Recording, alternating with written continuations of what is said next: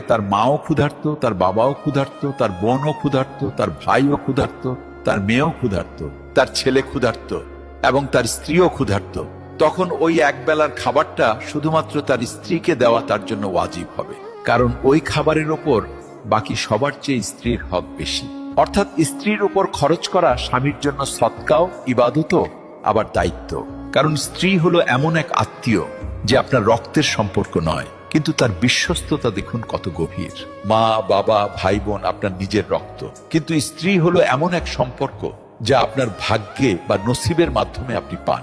আর তারপর সে আপনার সব ক্লান্তি, সব ব্যথা এবং সব দুশ্চিন্তা ভাগ করে নেয়। তার মনে আপনার জন্য দোয়াও থাকে, আবার আপনার জন্য তার ত্যাগও থাকে। আর আল্লাহ এই সম্পর্ক নিয়ে বলেছেন, নারীরা তোমাদের জন্য পোশাক স্বরূপ আর তোমরা তাদের জন্য পোশাক স্বরূপ। অর্থাৎ স্বামী ও স্ত্রী একে অপরের সাহারা, ইজ্জত এবং পর্দা।